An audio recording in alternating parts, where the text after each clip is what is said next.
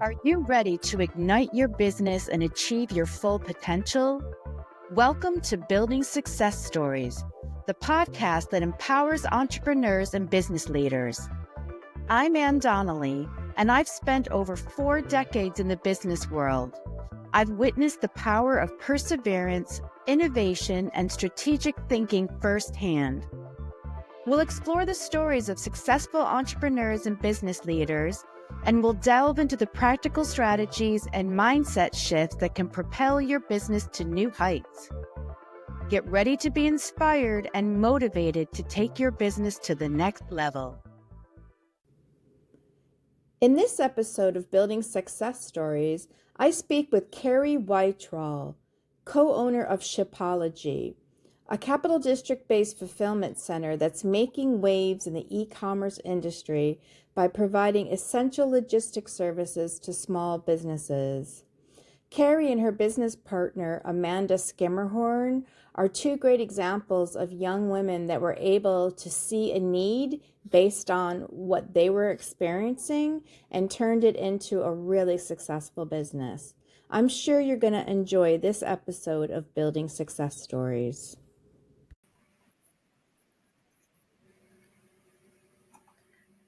Thank you so much for joining me.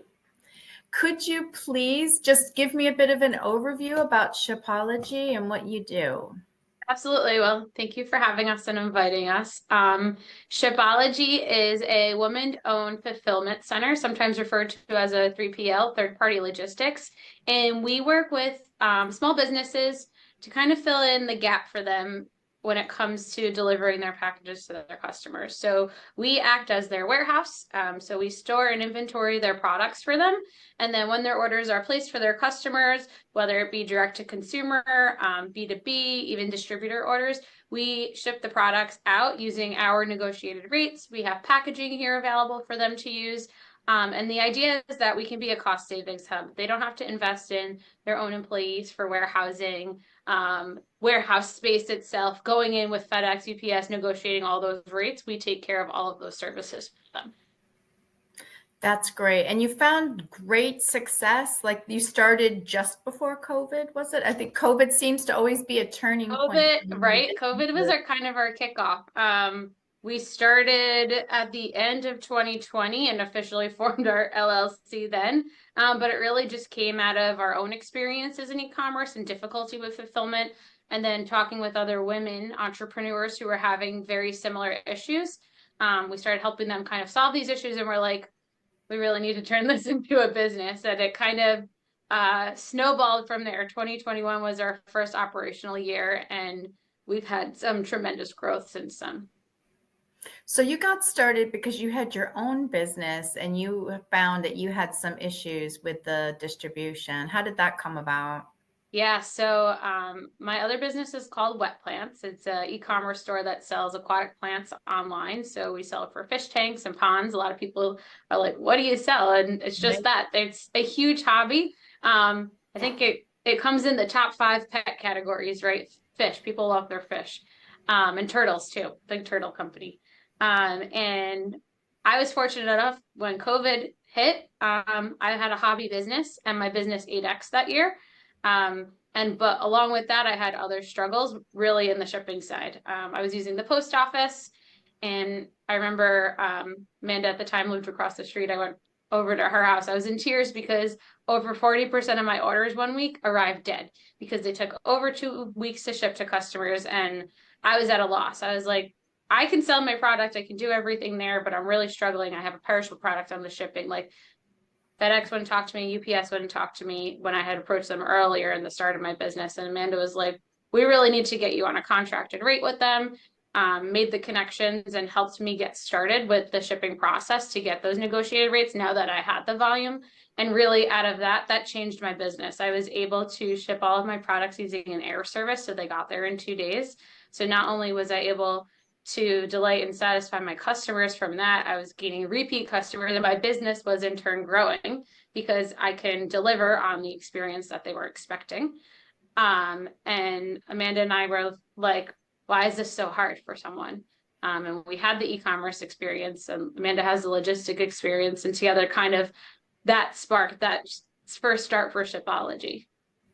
So that's great. So you were able to turn the success you made for yourself to help others to do the same and even grow on a larger scale. So you started out in your garages in Yes. Guilderland, and then Yes. And how were you able to just grow? Just Um, it's all been word of mouth and referral, and it's still been that way up until this point.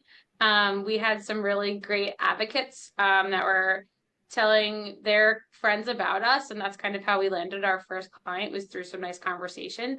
Um, and people were happy with the service we're providing and would just send other businesses. And it's funny, we look back now in the beginning, like it was a great day if we were sending 5 orders out. And we were just so excited. And it's obviously grown tremendously since then. But I think we came in with an understanding of, not from a traditional fulfillment center, but from that e-commerce business owner perspective of what we were looking for and needed, and really built Shipology to target those pain points that we had ourselves. So, I won't say this, but I will say it. I love being an e-commerce business owner. I love this 1,000 times more. It's wow. really a different side to be on, and to, have that experience in e-commerce and be able to take our knowledge now and figure out how we can help some of these other businesses grow, improve their margins. That's where we get excited. So anytime someone new comes to us, like, we see it as a really fun challenge. How can we really help this business grow and act as a partner for them? So you were really excited the day you had 5 shipments going out. Oh What's yeah, the thrilled. average? What do you average now? Oh, it depends on the day. Anywhere from 500 to 1,000 shipments a day. That is so amazing. Yeah, I love hearing that. You it's guys are fun. doing so well. And it's nice because we still get excited about things. One of our customers, Pure Sage, just got on the Today Show a couple weeks ago, and they had thousands of Oh. orders pouring in. So it's like we get really excited for them. The team's really excited because it builds this extra, like, sense of accomplishment around, like, we're going to get all these orders out the door, but look at what our client just did. I used to work in book printing, and we were always praying that someone would get in the Oprah Book Club Yes, exactly. Well, because that that was would that was make it it. last year. We had 3 brands on Oprah's favorite list, and that was like, Wow. whoa. And Yep. you see the impact, which is really cool that something like that does for a small business, because it's helping them, reach an audience they weren't going to reach necessarily, potentially. And then they're able to grow from that too and retain, hopefully, and gain some new customers. Now you have a lot of women-owned businesses as clients, but that's not your sole focus. No, I'd say about, I think by the nature of the referral, and a lot of the brands we started out with were in the beauty and healthcare space. So the nature of referrals, they're part of other entrepreneurship groups and their friends have business owners. But we've branched out a little bit since then. I'd still say about 80% of the brands we work with are female founded brands.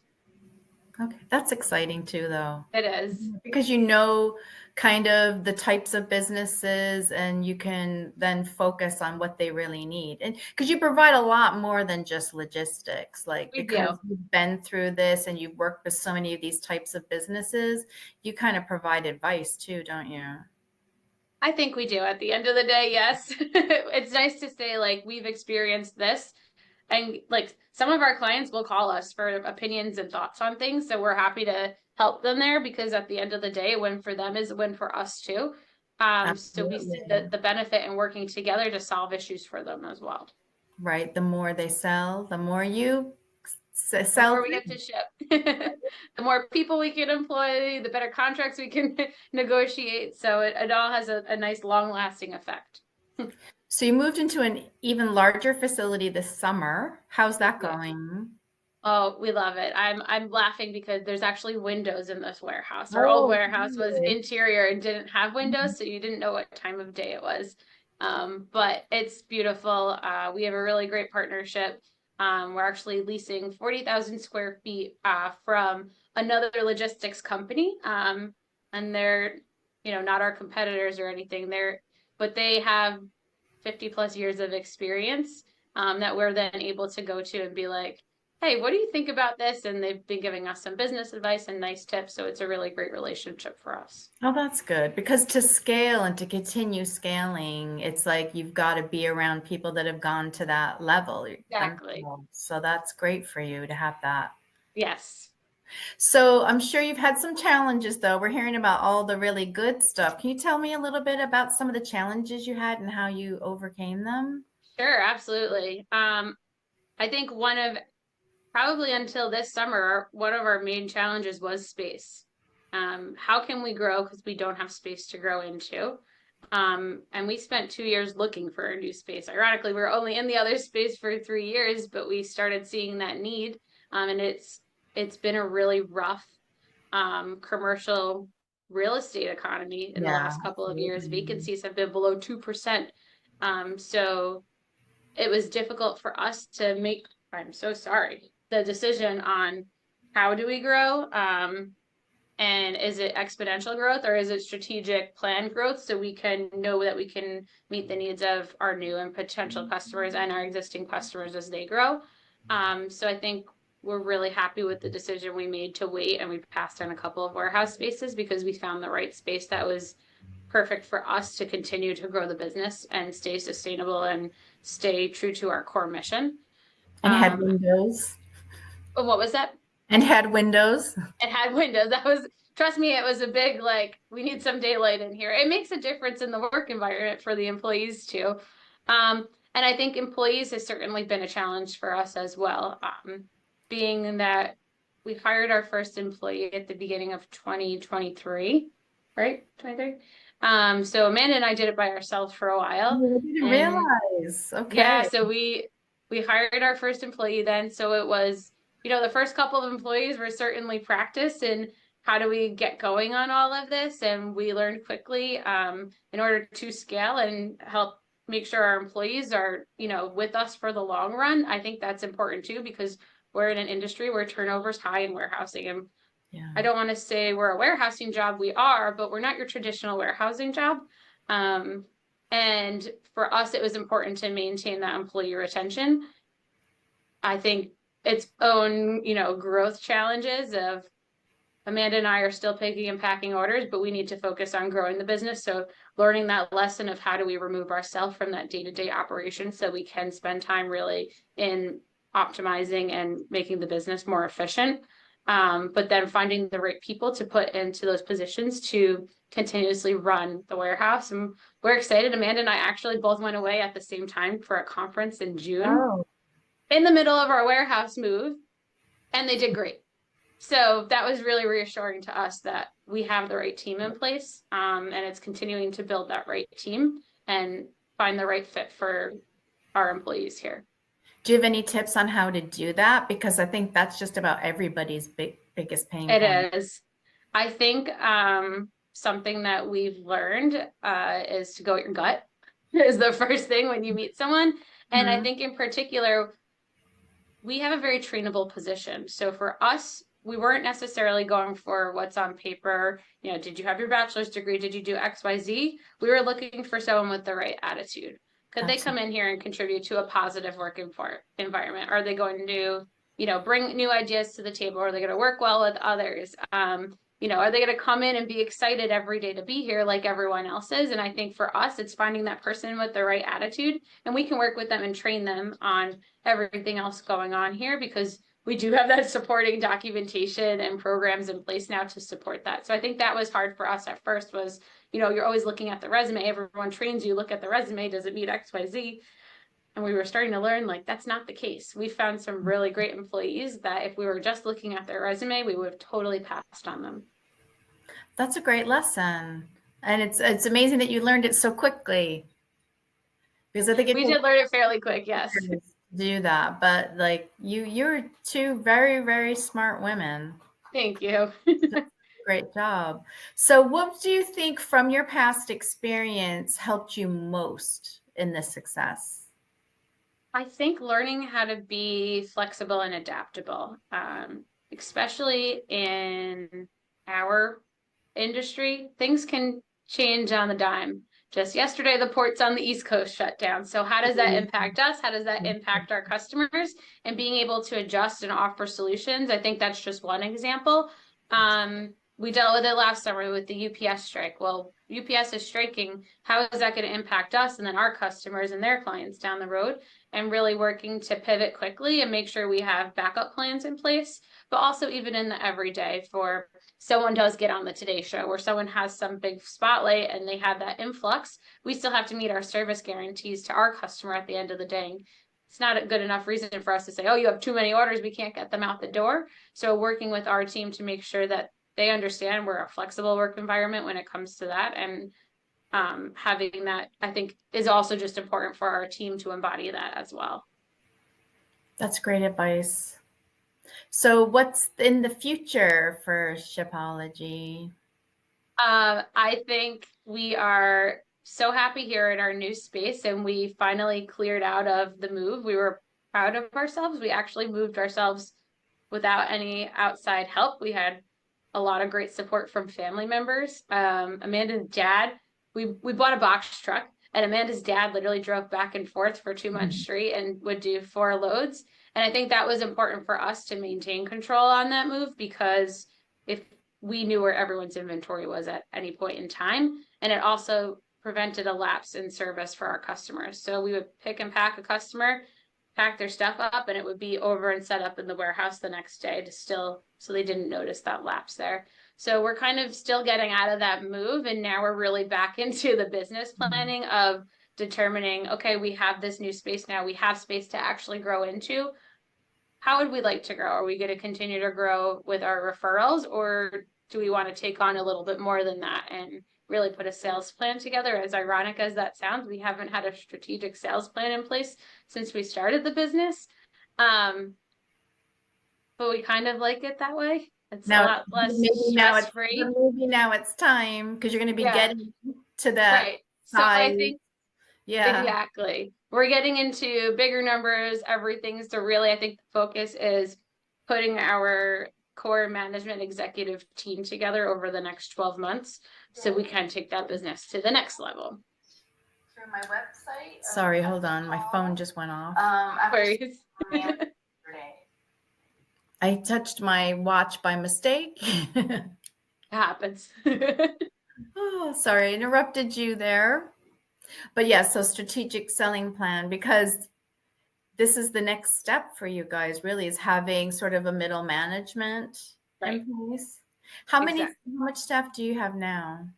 We currently have 15 employees. That's a good size. I believe 7 are full-time and the rest are part-time. And then we're hiring for our seasonal help at peak time last year. So our business essentially doubles November, December, even part of October. We were at 26 employees. So it's a lot to manage. And then with growth this year, we've kind of accounted for the same number of employees because we've put some really strong efficiencies in place and procedures in place to make things much simpler for everyone. And that was part of this move to the new warehouse, was the efficiencies we would gain. So we're probably going to hit somewhere around that 20-25 mark for holidays. So that's exciting. So there's a good future ahead for you guys. Yeah. So if somebody is starting up an e-commerce or has an e-commerce and they need some help with the logistics, how do they go about working with you guys? Starts with a conversation. We have a link on our website to schedule a quick Zoom. If they're local, we're always happy to have everyone come here and see the warehouse. But it just starts with a conversation of, a lot of times these conversations fall into other things, but where are you at now? What do you kind of need? I don't want to, we don't want to overwhelm someone, because we can come in and take over your whole business and help you in all these areas. And sometimes they just don't need that. So really figuring out is where we can shine for them and help them make efficiencies themselves. And then, kind of lay out additional areas of opportunities once we're established or they're comfortable moving forward. And I think that's really what makes us a little different, is we want everyone to be comfortable in their relationship with us. Like, we are a partner. We're not just, their fulfillment center. We like to be as engaged as they'd like us to be within their business to help them. Okay. That's great. So hopefully you'll be getting lots of clicks on your links on your website. That would be great. Is there anything else you want to include? I think for us, a topic that always comes up, especially in the environment we're in now, is, I'm afraid to start a business, like with the economy or whatever the case is. And I always just say, go for it. You don't know what's going to happen. There's ways to do it that are very cost effective, and to get all your proper testing in place. Always happy again to have chats about how to go about doing that too. But I think some really great ideas have come out of a lot of our small businesses, and just having someone to encourage you and be a sounding board, I think, is important. So for us, finding mentors and other people that can encourage you and help provide you with guidance, I think, is really important. Yeah, that is so important. I'd say about 20% of the business we work with are related to the capital region. Yeah. I think by nature of referral, we started getting a New York City business. It led to some more, and then it led into international clients for us. So we really have a strong mix of local capital region businesses, New York, really, we have a couple throughout the United States, and then our international business is actually quite strong. So those are companies that are established in Australia, the EU, and really need that US component to their fulfillment, because it's obviously very expensive to ship from those companies to How do they find you? Referrals. That's amazing. Yeah, one found us on Google, which always cracks me up because our website was barely even up, and they must have just put the really right keywords in, and they were one of our first clients, so that's pretty cool. Well, that's great to know, because that gives you like unlimited potential. Yeah, and I think, we've been very fortunate. We can choose who we work with because we want to make sure it's going to be a successful relationship, but we've had the ability to, I think this is an important business lesson, say no when you need to and your gut's telling you. I mean, there's been clients we've had to say no to because we don't think they're going to be the right culture fit, or we're not going to be able to meet the expectations that they have. So making sure that we're really partnering with the right businesses to set both companies up for success. Is there a minimum or maximum size that fits what you do? No, I think that's part of being flexible. We've seen the benefit. We've worked with some companies that ship 5 orders a week, and we have seen the growth and been able to be on that journey with them for the growth that they've seen. But it's not something that scares us. I think a lot of other fulfillment centers are like, you have to be doing 200 orders a day, and that's because they're pumping out those super high volumes. They don't have that customized, individualized experience. There's benefit into that, and that could be growth that happens over 1 month, over 3 years. For us, again, it's about that relationship and finding the right partnerships. You've done so well for yourself and other businesses. It's like, it's honestly, like, we enjoy coming to work every day. It's just part of our life. It's our other baby, our other family member. Like, we really enjoy what we do. And I think, we both had experiences where, you go to work, you have a job, but this is really like embodies who we are. As crazy as that sounds, it's literally our other family member. Yeah. I can tell talking to you that. So I just love that, because there's just so many people that don't have that, and it's great to see. And I think you're great role models for other young women that are looking to get started up. Well, thank you. I really appreciate your kind words. Sure. Thank you so much for your time. Best of luck to you guys. Thank you for joining me in this episode of Building Success Stories. Are you ready to take your business to the next level? I've got you covered. Visit my website, AnnDonnellySuccessStories.com, to access additional resources and sign up for my newsletter. And to work with me directly, visit AnnDonnelly.com to learn more about my services as a fractional COO and business consultant. And don't forget to subscribe to this podcast on your favorite platform and never miss an episode. Until next time, keep building your success story.